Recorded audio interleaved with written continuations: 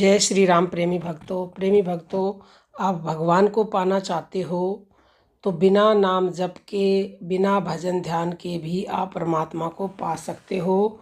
बस यह काम करेंगे तो अवश्य ही चमत्कार घटित होगा।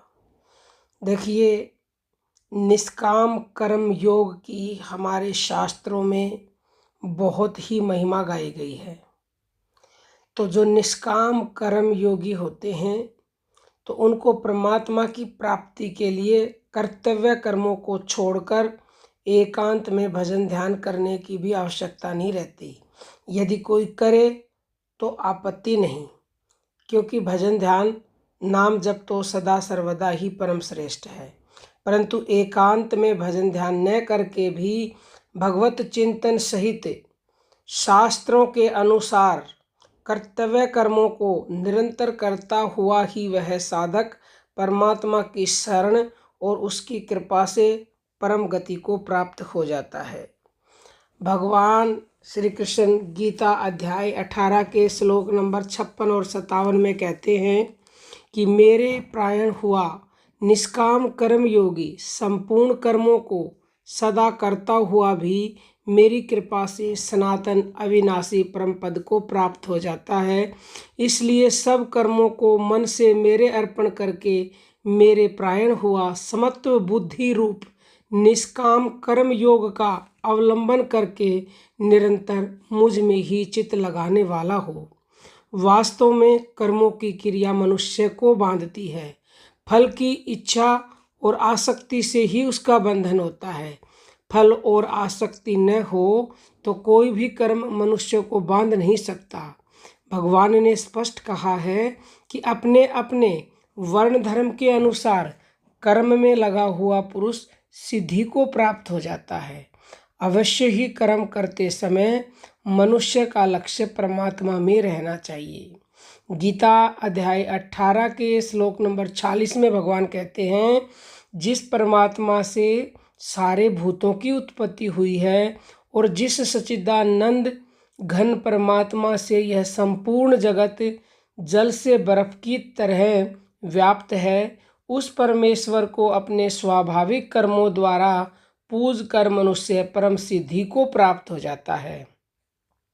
जिस प्रकार पतिव्रता स्त्री पति को ही अपना सब कुछ मानकर पति का ही चिंतन करती हुई पति की आज्ञा के अनुसार पति के लिए ही मन वाणी शरीर से नियत अपने जिम्मे बंधे हुए संसार के सारे कामों को करती हुई पति की प्रसन्नता प्राप्त करती है, इसी प्रकार निष्काम कर्म योगी एक परमात्मा को ही अपना सर्वस्व मानकर उसी का चिंतन करता हुआ उसी की आज्ञा अनुसार मन वाणी शरीर से उस परमात्मा के लिए अपने कर्तव्य कर्म का आचरण कर परमात्मा की प्रसन्नता और परमात्मा को प्राप्त करता है।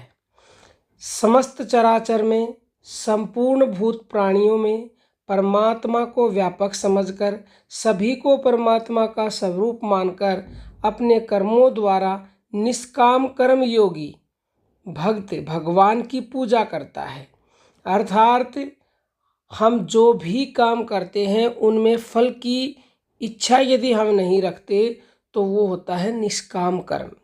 और निष्काम कर्म से, केवल निष्काम कर्म से हम परमात्मा को प्रसन्न करके परमात्मा को प्राप्त कर सकते हैं। हमें सारे वही काम करने हैं जिन जिन से परमात्मा प्रसन्न होते हैं। परमात्मा तब प्रसन्न होंगे जब आप निष्काम कर्म करोगे।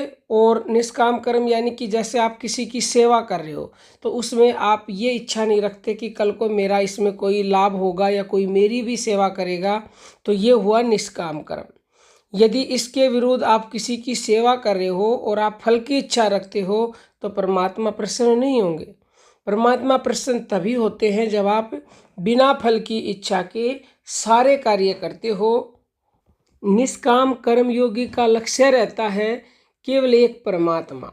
जैसे धन का लोभी मनुष्य अपने प्रत्येक कर्म में धन की प्राप्ति का उपाय ही सोचता है कि किसी तरह उसको धन मिलना चाहिए, केवल यही भाव उसके मन में निरंतर रहता है।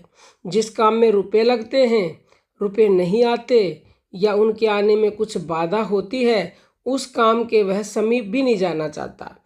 वह केवल उन्हीं कार्यों को करता है जो धन की प्राप्ति के अनुकूल या सहायक होते हैं। इसी प्रकार निष्काम कर्म योगी भी 8 पैर 64 घड़ी मन वाणी शरीर द्वारा उन्हीं सभी कर्मों को करता है जो ईश्वर को संतुष्ट करने वाले होते हैं।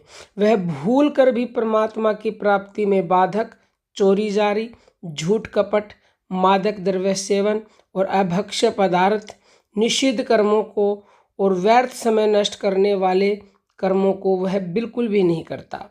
करना तो दूर रहा, ऐसे कार्य उसे किसी तरह सुहाते ही नहीं। वह निरंतर उन्हीं न्याययुक्त और शास्त्र विहित कर्मों के सोचने और करने में लगा रहता है जो उसके चरम लक्ष्य परमात्मा की प्राप्ति के अनुकूल और उसमें सहायक होते हैं। वह दूसरे के सुहावने और मान बढ़ाई वाले कर्मों की ओर कभी देखता भी नहीं।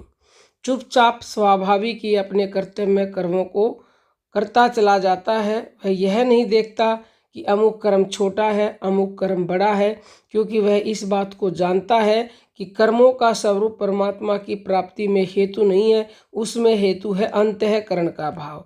भाव से ही मनुष्य का उत्थान और पतन होता है। इसलिए वह दूसरे की देखा देखी किसी भी ऐसे ऊंचे से ऊंचे कर्म को भी करना नहीं चाहता जो उसके लिए विहित नहीं है। वह यह नहीं देखता कि मेरे कर्म में अमुक दोष है, दूसरे का अमुक कर्म सर्वथा निर्दोष है। वह समझता है कि दूसरे के गुण युक्त उत्तम धर्म की अपेक्षा अपना गुण रहित धर्म ही अपने लिए श्रेष्ठ और आचरण करने योग्य है। तो आप बिना नाम जप भजन ध्यान के केवल निष्काम कर्म करके परमात्मा को प्रसन्न करके परमात्मा को प्राप्त कर सकते हैं। कोई भी आपका प्रश्न हो यूट्यूब पर पूछ सकते हो, या जो व्हाट्सएप नंबर है 9958515054 पर भी पूछ सकते हो। ऑनलाइन दीक्षा लेने के लिए भी आप इसी व्हाट्सएप नंबर पर मैसेज कर सकते हो। अब हम अपनी वाणी को विराम देते हैं। जय श्री राम।